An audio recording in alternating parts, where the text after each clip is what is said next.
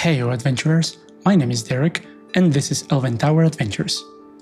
And here I am once again, bumping my head against the desk, trying to make a cartography illustration, but not on Photoshop all fancy and dandy with my illustration tablet, but instead I go back to basics.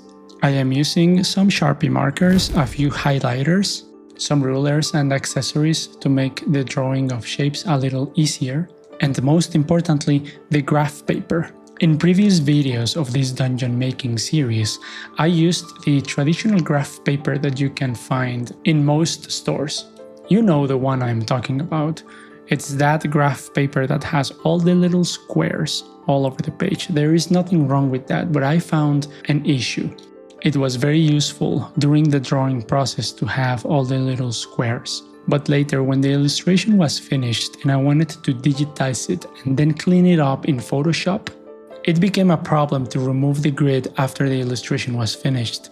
I know some tricks in Photoshop and I have some aces up my sleeve, but still, I still had to spend 1 or 2 hours cleaning up the grid so it didn't show in the final version of the map. So the other day I was in the office supply store and I saw a pack of graph paper that didn't have the grid of squares. It only had some little dots where the corner of each square would be. I almost bought it, I have to admit, but it was a little expensive. It was considerably more expensive than all the other brands of graph paper. So I had an idea, why don't I print it? I had already bought some higher quality paper for my printer at home, so I printed these sheets that you are watching in the video right now.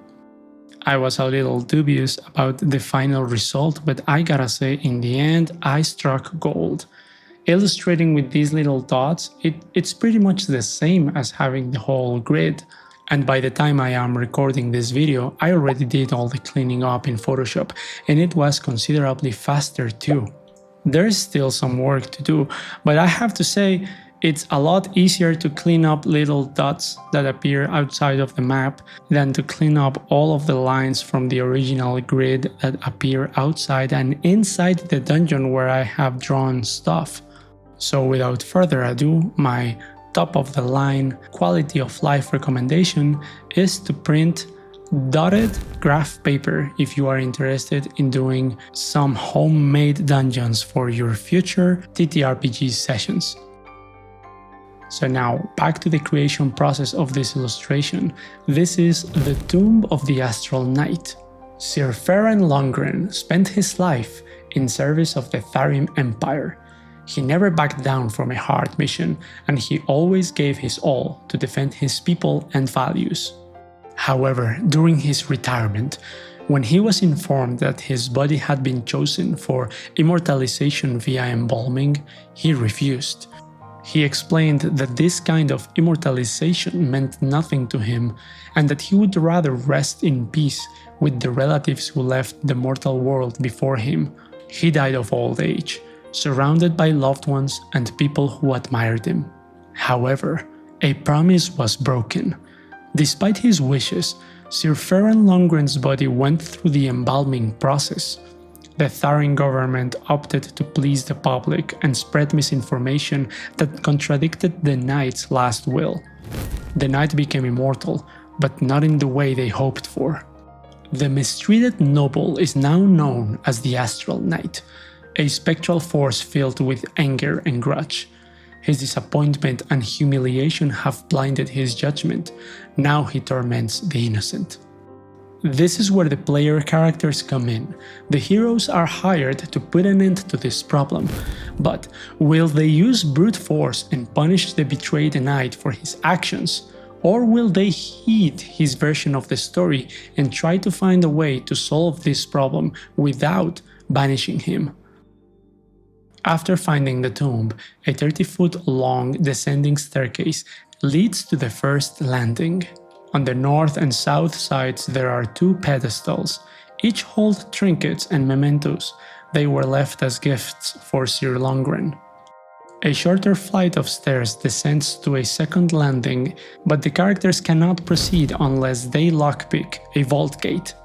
If they cannot, their only recourse is to climb up to the first landing again and then find the secret door. It leads to a section of the dungeon that's disconnected from the rest. From there they can reach a cavern that leads outside, or they can also go down to the secret library and reach the main tomb, thus bypassing the vault door. The room I am illustrating right now is the secret library. There the characters can retrieve books, logs, scrolls, and trinkets valuable to historians and scholars. In the main tomb, Sir Feron's statue rests by the far wall. It is surrounded by pedestals that hold his organs. This grim sight is a sore reminder of the betrayal he suffered. When the characters come here for the first time, the wraith of Sir Feron appears before them.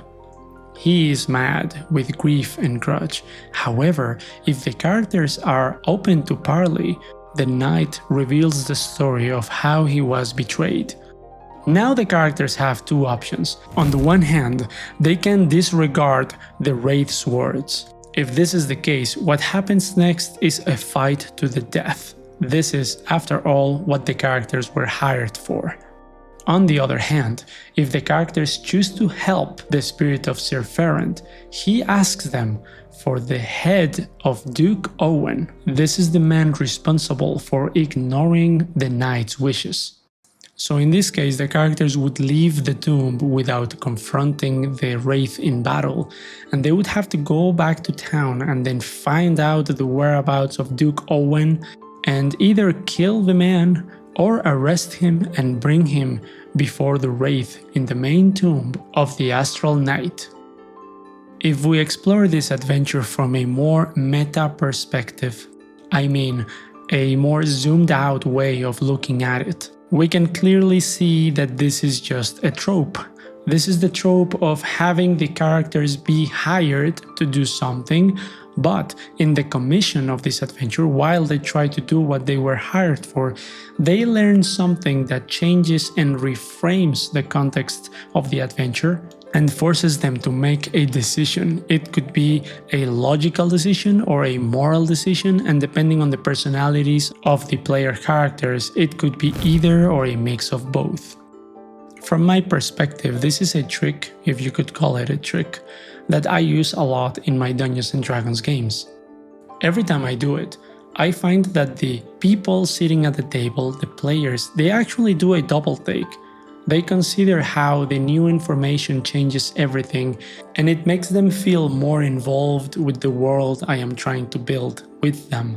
It also makes them feel like their characters' actions have real, tangible consequences in the world, and I like that. By this moment in the time-lapse, you can see that most of the dungeon is already done. I am currently working on the hatching, which is just decoration for what's outside of the dungeon. I didn't mention it before, but since I devised this dungeon, I already knew that this was going to be featured in a one-page adventure. I knew it was going to be letter-sized, and I knew it was going to be in portrait form. So I made the decision that the final product would have a 4-column layout. This is why the dungeon also has two sides. The left side, which is a little higher on the page, and then the right side, which takes a little more space, and this is how it looks on the final product. I find that not always do we have the privilege of planning so far ahead, but for some recent projects I have tried to do just that. I planned the overall layout of this adventure before I even recorded the time-lapse. Maybe it is only possible because we are a very small team, but planning ahead what we are going to do with the layout, doing some of the art selection, paying attention on the art direction for the Dungeon Vault magazine, it is more work at first, but it pays off. It pays off because the product looks better, it looks more planned, it looks less improvised, and that is something that I am interested in doing because I like pushing Elven Tower to new frontiers and new levels of quality every year. By the way, Shameless plug, if you like these narrated time lapses, or you like the one-page dungeon I featured a few minutes ago, or you like Dungeon Vault magazine, or you just like overall indie TTRPG creators, be informed that we fund our creations through Patreon. It is free to join, and we have a welcome pack with over 40 adventures, plus some maps and all kinds of goodies that you can get for free, and hopefully once we have you in the room, we can convince you to become a paying customer. And with your help, also for free, if you subscribe to our YouTube channel, maybe later on our YouTube channel could be one of the main things we do and not some crazy experiment that we did in 2026. So please subscribe and maybe hit the bell button as all the other YouTubers say. But now back to business. At this moment in the time-lapse I am finishing the last touches with the hatching outside the dungeon. For the past 4 videos in this series I have done the hatching in the same style, which was popularized by Dyson Logos a few years ago. But now I'm thinking whether in the next one I should try something different. Not because I don't like this, I love it, but maybe it's time to try something different. And speaking of different, you'll see that now I grabbed a purple highlighter. I am using it to add a sort of shadow on the upper and left sides in every wall. I find that it helps give the illustration some depth.